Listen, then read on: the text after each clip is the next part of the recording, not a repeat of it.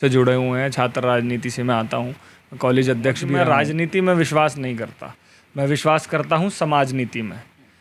जब व्यक्ति समाज की नीतियों पे चले, बेरोजगारी और आप देख रहे हैं क्राइम हमारे शहर में बहुत ज़्यादा। चांद सितारे की बात करें, चांद सितारे तोड़ लाऊंगा और आपके घर के बाहर कूड़ा पड़ा रहे तो ऐसे माना जाता कि आपके पैसे टैक्स के रूप में रुड़की में जा रहे हैं और वो उस टैक्स में से कमीशन खा रहा है, या पहले उसकी ऐसी हिस्ट्री रही है कि वो खा चुका है।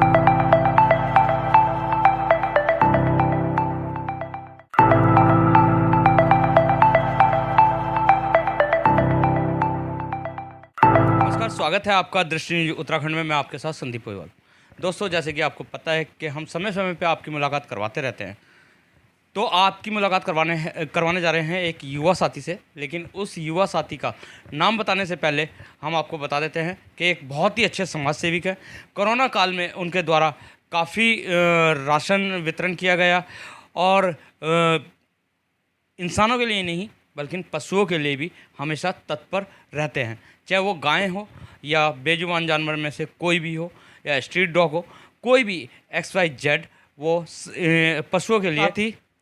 राजनीति में भी सक्रिय हैं लेकिन राजनीति दिखाते नहीं हैं। तत्काल में हरियाणा में चुनाव चल रहे हैं। हरियाणा चुनाव में प्रभारी हैं और साथ ही प्रदेश महासचिव हैं यूथ कांग्रेस के। अब आप समझ गए होंगे कि हम किन से आपकी मुलाकात करवाने जा रहे हैं, तो जानते हैं उनसे कुछ पहलू, कुछ सवाल के साथ हम आते हैं। तो प्रणय प्रताप सिंह हमारे साथ हैं। नमस्कार प्रणय जी। नमस्कार संदीप जी। प्रणय जी, सबसे पहला हमारा जो सवाल होगा आपकी समाज सेवा को लेके होगा, क्योंकि अगर जो जहाँ तक देखा जाए आप एक बिजनेसमैन हैं, एक व्यापारी है और साथ ही राजनीतिज्ञ भी है। आपके पास समय नहीं है कि जैसे पशुओं की सेवा करनी, खास तौर से पशुओं की, तो किस तरीके से समय निकालते हैं आप? संदीप जी, समय तो निकाला जाता है, समय किसी के पास नहीं होता, हर एक व्यक्ति व्यस्त है।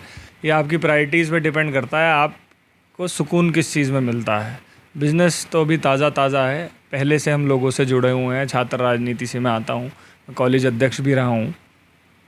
उसके बाद विभिन्न पदों पे मैंने काम करा है अपनी पार्टी के लिए। और मेरा मानना ये है, जब आप व्यक्ति के लिए काम करते हो तो पार्टी के लिए ऑटोमेटिकली काम हो जाता है। अगर आप अच्छा काम कर रहे हैं तो वो आपके खाते में चढ़ेगा, आपसे जुड़े हुए लोगों के खाते में चढ़ेगा।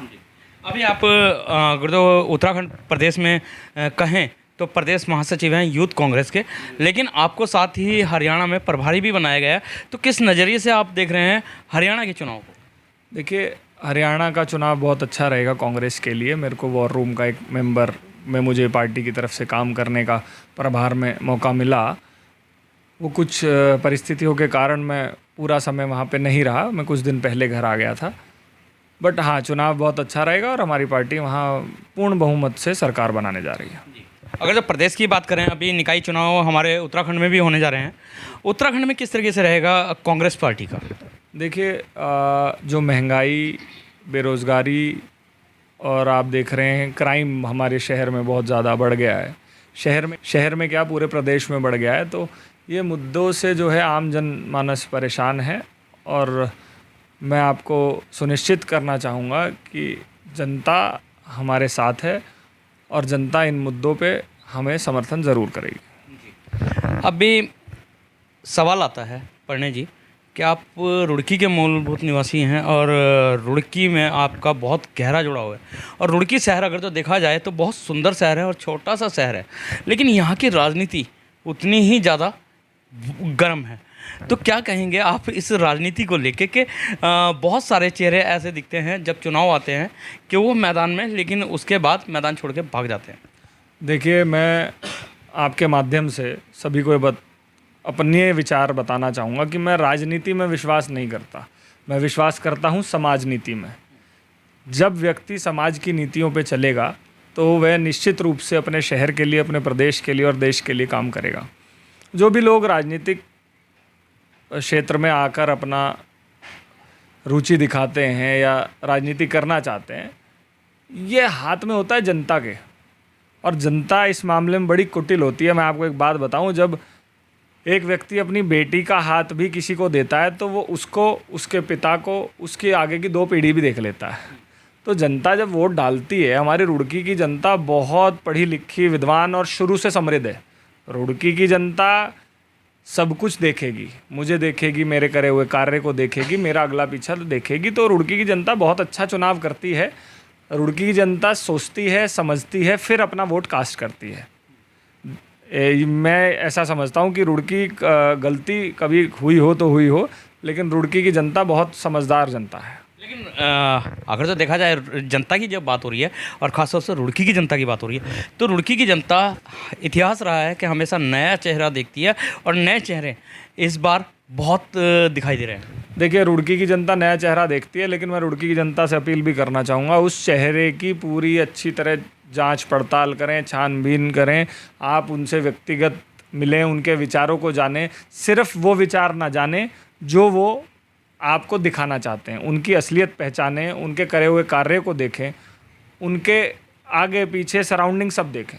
देखिए, 5 साल का सवाल है। आप अपने पूरे शहर की बागडोर, नगर निगम के रूप में मैं कहूँ तो सफाई व्यवस्था जिससे बीमारियां जुड़ी होती हैं, लाइट की व्यवस्था, स्ट्रीट लाइट्स की व्यवस्था, नालों की व्यवस्था, तो बहुत सारी चीज़ें जुड़ी हैं। तो 5 साल के लिए जब आप किसी व्यक्ति को चुनते हैं तो उसका सब कुछ देखिए, उसके विचार, उसका काम करने की क्षमता, उसकी सदृढ़ता। आप जितना अच्छा चुनाव करेंगे उतने अच्छे आपके अगले 5 साल बीतेंगे। और चुनाव जो है, आप वोट कास्ट करिए अगले 5 साल के लिए। 50 साल के लिए कुछ नहीं होता, 5 साल के लिए आप देखिए। 5 साल में यदि वो व्यक्ति आपकी कसौटी पर 80% भी खरा उतरता है, तो 80% खरा उतरने के बाद वो ये मानिए कि वो अच्छा व्यक्ति है। लेकिन कोई व्यक्ति आपसे वादे करे 1000, चांद सितारे की बात करे, चांद सितारे तोड़ लाऊंगा, और आपके घर के बाहर कूड़ा पड़ा रहे, तो ऐसे व्यक्ति का चुनाव ना करें। तो चुनाव 5 साल के लिए रखिए। 5 साल में जो अच्छा काम करे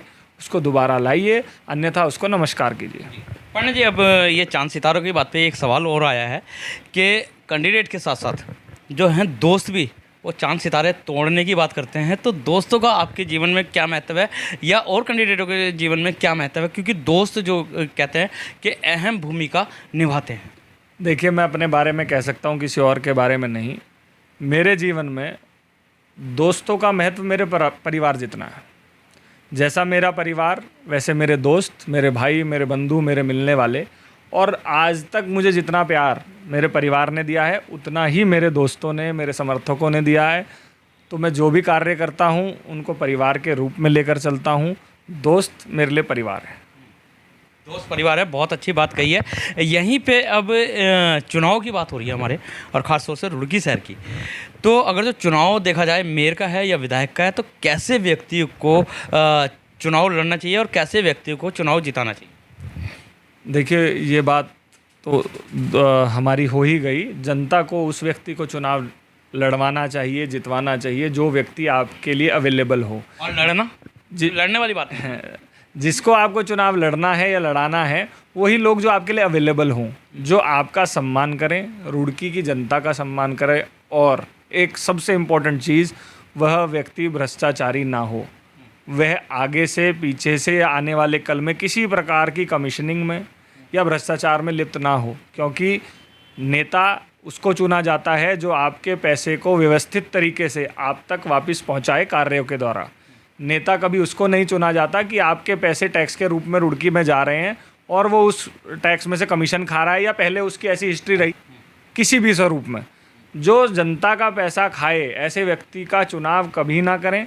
उसमें कोई भी व्यक्ति आता हो, मैं खुले चुनाव ना करने की बात हो रही है, लेकिन अभी भी हमारा सवाल वहीं का वहीं, लड़ना कैसे व्यक्ति को चाहिए? क्योंकि सत्ता का लालच, चाहे वो किसी भी उसमें है, सभी को होता है। और आपने अभी भ्रष्टाचार की बात की है।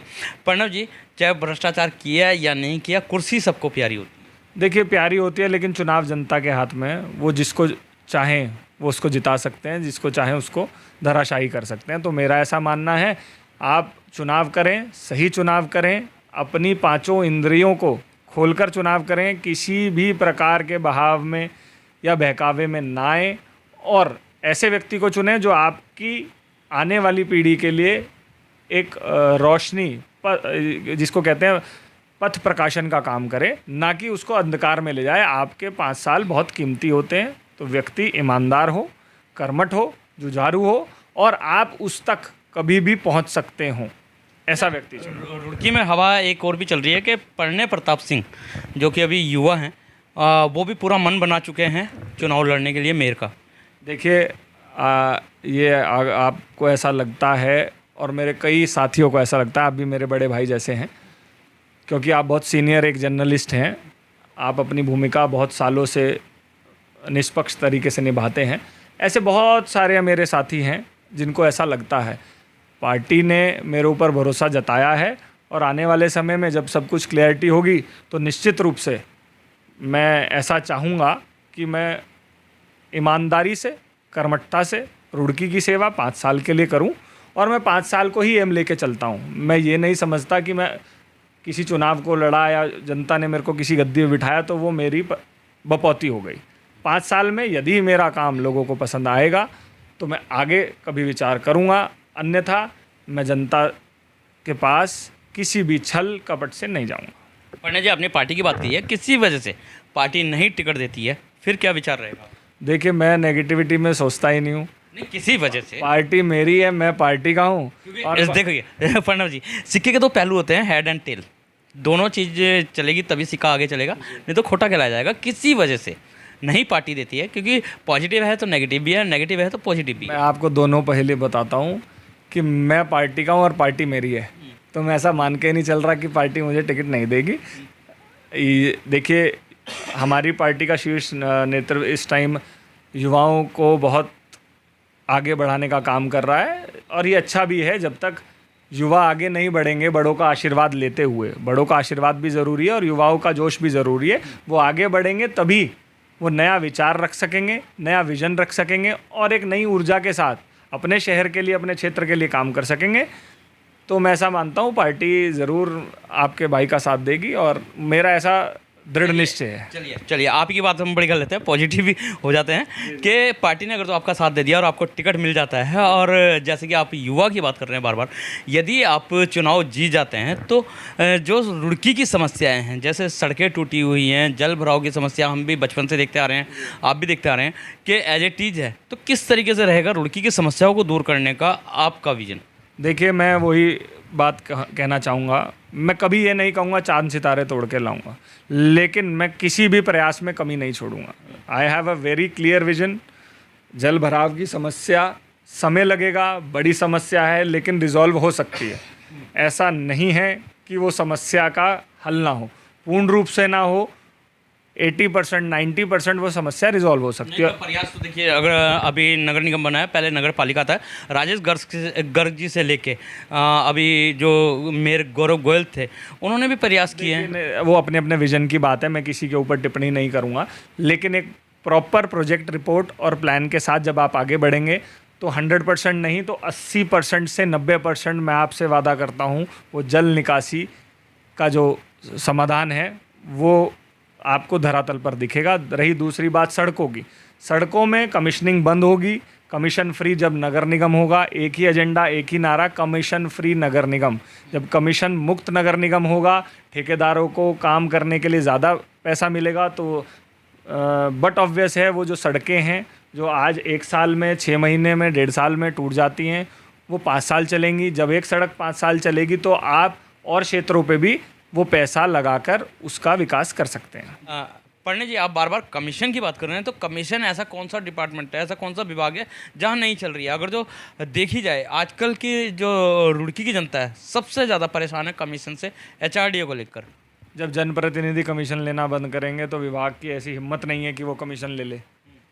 हमारा काम ही ब्यूरोक्रेसी पे नियंत्रण करने का है, तो HRDA भी अगर कमीशन लेता है तो मैं सख्त रूप में उसका विरोध करता हूँ। और सरकार जिस पार्टी की है उस पार्टी को मैदान में आना चाहिए और ऐसे करप्शन के खिलाफ तुरंत जो करप्ट अधिकारी हैं उनके खिलाफ एक्शन लेना चाहिए। HRDA एक बहुत मोटा पैसा जो है टैक्स के रूप में यहाँ से कलेक्ट कर रहा है, लेकिन वो शहर के पास लौट के नहीं आ रहा है।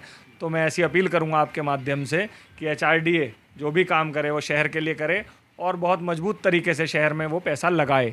जो कि बताया है पंडित जी, आपकी बात रोक के कह रहे हैं, आपने बताया कि बहुत मोटा टैक्स लेके HRDA जा रहा है, लेकिन दे नहीं रहे। ये टैक्स किस चीज़ का है? कि देखिए, डेवलपमेंट चार्जेस होते हैं जो बिल्डिंग के होते हैं, तो वो डेवलपमेंट चार्जेस गवर्नमेंट के पास जाता है, लेकिन वो चार्ज डेवलपमेंट के लिए होता है। डेवलपमेंट हो नहीं रहा है तो चार्ज जा कहाँ रहा है? वो चार्ज जा रहा है जेब में। तो वो डेवलपमेंट शहर का होना चाहिए, अपना खुद का डेवलपमेंट नहीं होना चाहिए कि नेता और अधिकारी मिलकर अपना खुद का डेवलपमेंट कर लें। वो डेवलपमेंट शहर का होना चाहिए। नेता अपना पर्सनल डेवलपमेंट करे, हमें कोई दिक्कत नहीं है, लेकिन वो अपने पैसे से करे, जनता के पैसे से नहीं। अभी बात चल रही है चुनाव की और बात चल रही है पार्टियों की। तो अभी जैसे भाजपा सरकार है, उत्तराखंड के अंदर भी भाजपा सरकार है, जगह जगह हम देख रहे हैं कि धरने प्रदर्शन बहुत हो रहे हैं। कांग्रेस इस पर क्यों नहीं विचार कर रही है, कि क्यों नहीं विपक्ष के रूप में उनके सामने आ रही है? देखिए, कांग्रेस ने आज भी एसडीएम ऑफिस के बाहर धरना कर रखा है। सबसे फ्रंट लाइन में कांग्रेस ही है। जनता की आवाज़ हम सालों से उठाते आए हैं और आगे भी उठाते रहेंगे, चाहे वह किसी हमारी बच्ची के साथ रेप का मामला हो या किसी के साथ अत्याचार अन्याय का मामला हो, ओल्ड पेंशन स्कीम हो, या फिर किसी भी प्रकार की, जैसे आप अभी देख रहे हैं हमारे शहर में 2 मुख्य समस्याएं हैं, कोई उस पर ना बोलना चाहता ना आवाज़ उठाता। हमारी पार्टी फ्रंट लाइन में होके बोल रही है और आवाज़ उठा रही है। मैं अपनी पार्टी का एक नुमाइंदा हूँ, मैं उसको आपके सामने बुलंद करता हूँ। बिजली बहुत बड़ी समस्या है। बिजली जो है हमारे शहर में कटौती ऐसी हो रही है जैसे आज से 50 साल पहले होती थी। कभी आती है कभी जाती है, जिसकी वजह से जितने इलेक्ट्रिक अप्लाइंसेस हैं वो भी ख़राब हो जाते हैं और आम जनमानस को असुविधा होती है। दूसरी समस्या हमारे यहाँ ट्रैफिक की।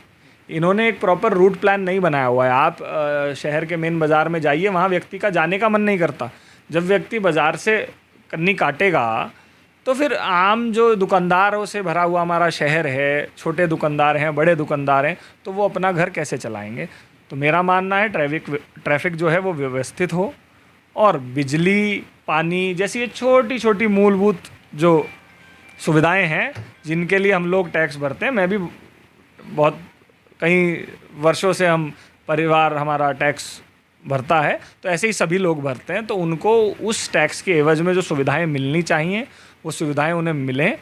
और बहुत महत्वपूर्ण रोल प्ले करता है एक जनप्रतिनिधि, जो जनता का पैसा जनता को सुविधाओं के रूप में वापस लौटाता है। तो जनता के सुविधा को ध्यान में रखते हुए विधायक प्रदीप बत्रा जी ने भी अभी धरना दिया था। देखिए, अब वही डबल इंजन की सरकार, बत्रा जी ने धरना दिया, उनका मोटिव सही हो सकता है, तरीका सही नहीं था।